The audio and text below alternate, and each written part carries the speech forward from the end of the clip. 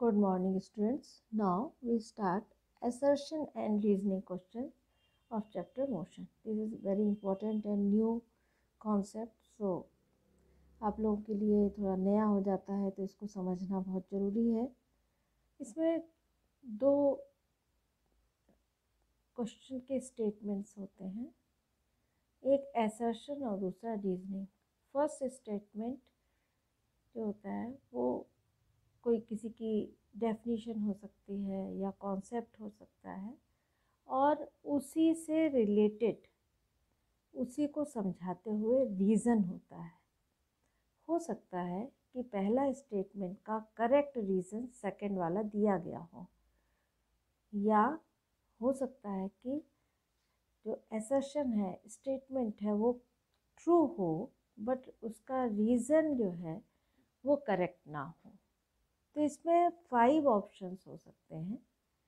First ये हो सकता है कि both assertion and reason are true and reason is the correct explanation of assertion। assertion का सही explanation reason के थ्रू हमको मिल रहा है। यदि ऐसा मिलता है तो हम ऑप्शन ए को करेक्ट मानेंगे। ऐसा भी हो सकता है दो स्टेटमेंट में कि assertion reason दोनों ही अपनी अपनी जगह सही हो बट assertion का सही रीज़न वहाँ पर ना दिया गया हो, मतलब रीज़न कुछ और बता रहा हो और assertion कुछ और बता रहा हो, दोनों कोरिलेट नहीं कर रहे हो, तो उस समय हम ऑप्शन बी लेंगे। हो सकता है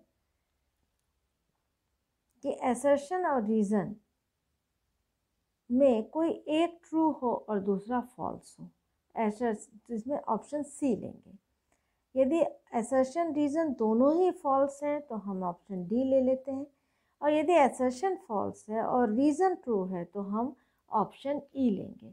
इस तरह से आप लोग को 4 या 5 ऑप्शंस वहाँ पर दिए रहेंगे और क्वेश्चंस दिए होंगे।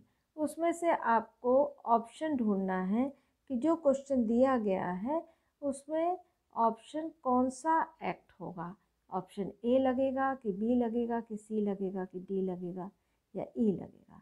जैसे यहाँ पर एग्जाम्पल के तौर पे हम क्वेश्चन नंबर 1 देखते हैं। क्वेश्चन नंबर 1 में असर्शन दिया है एन ऑब्जेक्ट में acquire acceleration even if it is moving at a constant speed. क्या यदि कोई ऑब्जेक्ट कांस्टेंट स्पीड से जा रहा है तो उसमें एक्सेलरेशन हो सकता है क्या? यस। यदि कांस्टेंट स्पीड से कोई ऑब्जेक्ट जा रहा है तो उस पर यदि उसका डायरेक्शन चेंज होता है तो उसकी स्पीड कांस्टेंट होते हुए भी उसकी वेलोसिटी चेंज होगी, और जब वेलोसिटी चेंज होगी तो वहाँ पर एक्सेलरेशन लगेगा। जैसे एग्जांपल यूनिफॉर्म सर्कुलर मोशन, ये करेक्ट है, मतलब असर्शन ट्रू है। अब रीज़न देखते हैं। Reason with change in the direction of motion N object can acquire acceleration, वो करेक्ट कौन सा रीज़न दे रहा है कि यदि किसी का डायरेक्शन चेंज होता है तो वह उस बॉडी के अंदर एक्सेलरेशन प्रोड्यूस होता है। सो यहाँ पर असर्शन और reason both are true and assertion reason is the correct explanation of assertion, so that question number 1 में हमारा ऑप्शन ए करेक्ट आएगा, ए ऑप्शन आएगा। ए ऑप्शन क्या है? Both assertion and reason are true and reason is the correct explanation of assertion। तो question number 1 का answer हो जाएगा A. Question number 2, displacement of an object may be 0 even if the distance covered by it is not 0। Displacement 0 हो सकता है यदि distance वो move किया हो तो भी। तो यस, करेक्ट है, क्योंकि डिस्प्लेसमेंट जो है वो डायरेक्शन पे डिपेंड करता है और इनिशियल और फाइनल पोजीशन पे डिपेंड करता है। तो जैसे सर्कुलर मोशन में यदि पूरा एक फुल राउंड कंप्लीट कर ले गया दी बॉडी तो उसका डिस्प्लेसमेंट तो 0 होगा, बट डिस्टेंस उसकी कितनी हो जाएगी? पूरा सरकमफ्रेंसेस के बराबर हो जाएगी, मीन्स 2πr के इक्वल होगी। तो असर्शन करेक्ट है। अब रीज़न देखते हैं। Reason, displacement is the shortest distance between initial and final position. ये भी करेक्ट है और एक्सप्लेनेशन भी दे रहा है।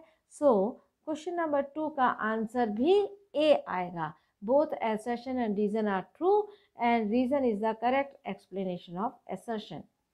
Question number 3. Assertion. The graph between two physical quantities P and Q is a straight line, then P by Q is constant. Yes, correct है।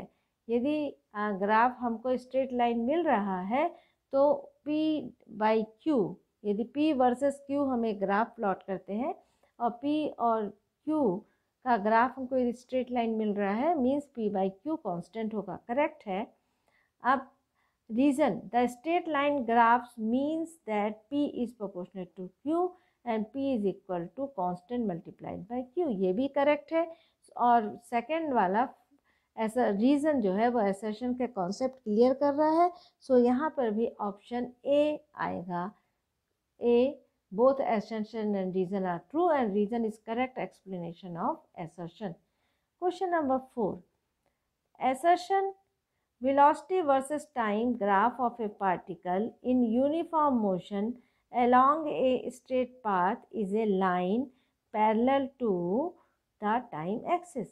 Velocity time graph किसी uniform motion के लिए straight line रहता है जो कि x axis के parallel होता है। करेक्ट है। And reason, in uniform motion the velocity of particle increases as the square of time elapsed.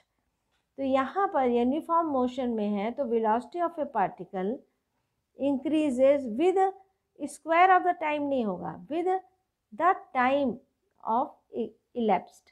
Time के साथ वो वेलोसिटी जो है प्रोपोर्शनेट होगी।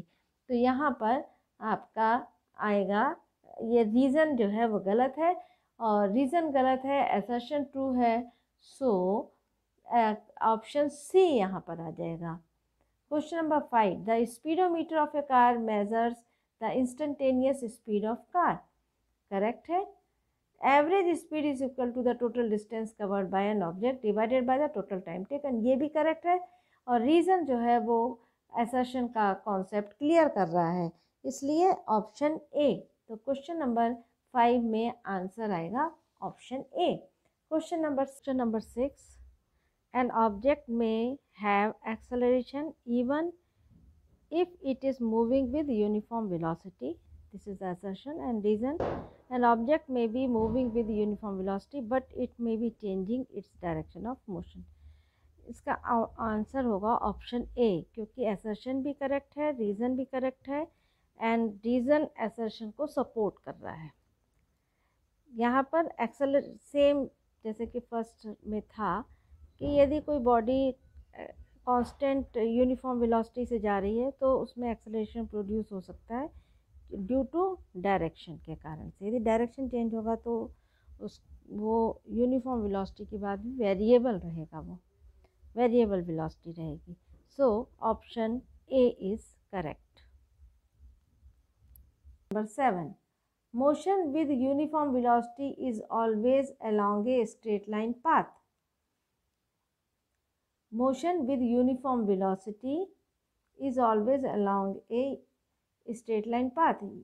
यदि यूनिफॉर्म वेलोसिटी से कोई बॉडी जा रही है तो यहाँ पर उसकी डायरेक्शन का चेंज नहीं होगा, तो यहाँ पर क्या आ जाएगा, स्ट्रेट लाइन में मूव कर रही है तो उसकी यूनिफॉर्म वेलोसिटी बन सकती है।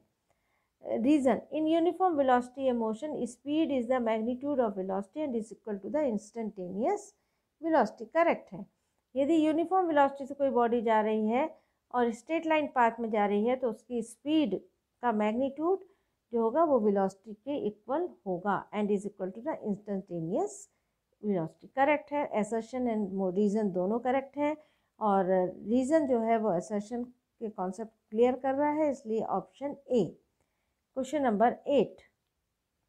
If A particle is moving with constant velocity then average velocity for any time interval is equal to the instantaneous velocity. Correct है।